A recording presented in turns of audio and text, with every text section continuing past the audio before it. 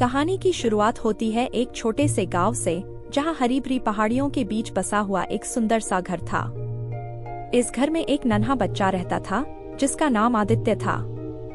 आदित्य का मन हमेशा उन कहानियों में बसा रहता था जो उसकी दादी उसे रात में सुनाया करती थी। उन कहानियों में सबसे ज्यादा उसकी पसंदीदा थी परियों की कहानियां। आदित्य का दिल चाहता था कि वह भी कभी परियों से मिले, उनके साथ उड़े और उनके जादुई लोक का हिस्सा बने।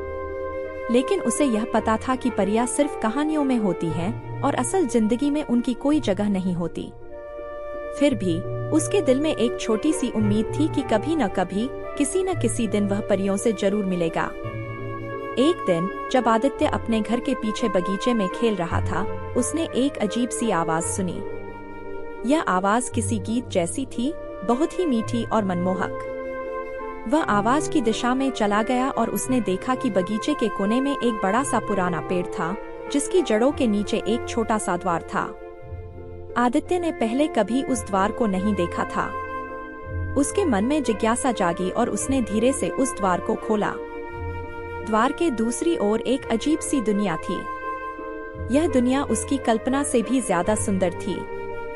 वहाँ हरे भरे जंगल, रंग बिरंगे फूल और उष्णकटिबंधीय पक्षी थे। पर सबसे अद्भुत थी वह छोटी छोटी परियां जो इधर उधर उड़ रही थीं। आदित्य की आंखों में खुशी के आंसू थे। वह सोच भी नहीं सकता था कि जो उसने हमेशा अपनी दादी की कहानियों में सुना था, वह सचमुच उसके सामने होगा। परियां छोटी छोटी थीं, उनकी पंखों में इंद्रधनुषी रंग थे और उनके चेहरे पर प्यारी सी मुस्कान थी। एक परी, जिसका नाम रिनी था, आदित्य के पास आई और बोली, तुम कौन हो और यहाँ कैसे आए? आदित्य ने उसे सब कुछ बताया और यह भी कि वह हमेशा से परियों से मिलना चाहता था। रिनी ने उसकी बात सुनी और मुस्कुराते हुए बोली, यह हमारी दुनिया है, जिसे सिर्फ वही देख सकते हैं जिनके दिल में सच्चाई और प्यार हो। रिनी ने आदित्य को परियों की दुनिया की सैर कराई। वह उसे जादुई झरनों के पास ले गई, जहाँ परियों के छोटे छोटे घर थे।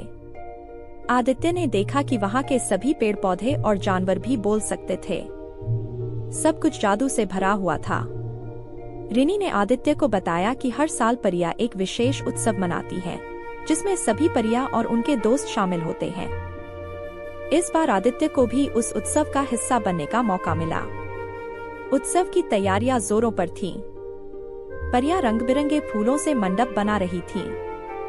आदित्य भी उनकी मदद करने लगा। उसने देखा कि परियां बहुत ही मेहनत और खुशी से काम कर रही थीं। वह भी उनकी तरह खुश होना चाहता था, लेकिन उसके मन में एक डर भी था कि कहीं यह सपना न हो और वह जल्द ही टूट जाए। रिनी ने उसकी चिंता भांप ली और उसे सांत्वना दी, यह सब सच है आदित्य। जब तक तुम हमारे साथ हो, तब तक यह दुनिया तुम्हारी भी है। अंततः वह रात आ ही गई जब उत्सव शुरू हुआ। आसमान में चांद और तारे चमक रहे थे और परियां अपने छोटे छोटे पंखों के साथ उड़ रही थीं।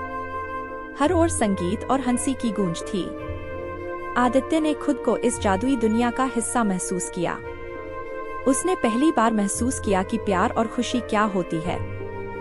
परियां उसे अपने बीच नाचने के लिए बुलाने लगीं। वह उनके साथ नाचा, गाया और हर पल का आनंद लिया। लेकिन जैसे ही रात बीतने लगी, आदित्य ने महसूस किया कि परियां थोड़ी चिंतित हो रही हैं। रिनी ने उसे बताया कि उनकी दुनिया पर एक बड़ा खतरा मंडरा रहा है। एक दुष्ट जादूगर, जिसने बहुत समय पहले परियों की दुनिया से बेदखल कर दिया गया था, अब वापस आने की कोशिश कर रहा था। उस जादूगर का नाम कालेरस था। कालेरस को परियों की खुशी से नफरत थी और वह उनकी दुनिया को नष्ट करना चाहता था। रिनी ने आदित्य को बताया कि उनके पास बहुत कम समय है और उन्हें जल्द ही कुछ उपाय सोचना होगा। आदित्य ने देखा कि आसमान में काले बादल छाने लगे थे और चारों ओर अंधेरा फैल रहा था।